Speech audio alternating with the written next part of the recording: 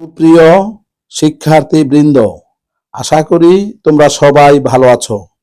আজকের আলোচনা ষষ্ঠ শ্রেণী, বিষয় গণিত, শিরোনাম ভগ্নাংশের খেলা। প্রশ্ন নং ৩, গ্রিডের সাহায্যে 3/2 এবং 4/3 ভগ্নাংশ দুইটির মধ্যে কোনটি বড় ভগ্নাংশ তা নির্ণয় করো।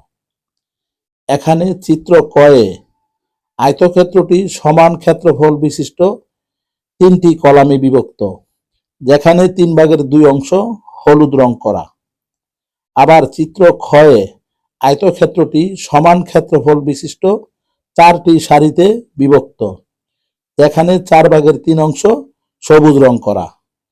এখন 3/2 এবং 4/3 এই ভগ্নাংশ দুইটিকে সমহর বিশিষ্ট ভগ্নাংশে প্রকাশ করতে হলে প্রথমে 3 এবং 4-এর লসাগু হবে 12। তাহলে 3/2 ভগ্নাংশের ক্ষেত্রে প্রথম ভাগফল সমান 12/3 সমান 4। সুতরাং 3/2 সমান, এখন এই ভগ্নাংশটির হর এবং লবকে 4 দ্বারা গুণ করতে হবে।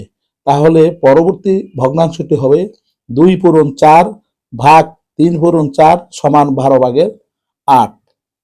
আবার 4/3 ভগ্নাংশের ক্ষেত্রে দ্বিতীয় ভাগফল সমান 12/4 সমান 3। সুতরাং 4/3 সমান, এখন এই ভগ্নাংশটির হর ও লবকে 3 দ্বারা গুণ করতে হবে। তাহলে পরবর্তী ভগ্নাংশটি হবে 3 × 3 ভাগ 4 × 3 সমান 12/9। এখন ক চিত্র থেকে পাই, লক্ষ্য করো এখানে বড় আয়তক্ষেত্রটি সমান ক্ষেত্রফল বিশিষ্ট 12টি অংশে বিভক্ত, যেখানে 12/8 অংশ হলুদ রং করা, চিত্র গ।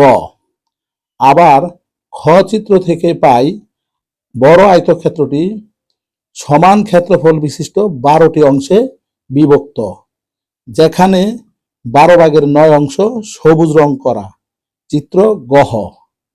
লক্ষ্য করো চিত্র গয়ে হলুদ গড়ের সংখ্যা 8টি এবং চিত্র গহয়ে সবুজ গড়ের সংখ্যা 9টি। তাহলে আমরা এখন বলতে পারি 12/9 গ্রেটার দেন 12/8, অর্থাৎ 4/3 গ্রেটার দেন 3/2। তাহলে বড় ভগ্নাংশটি হলো 4/3। ধন্যবাদ সকলকে।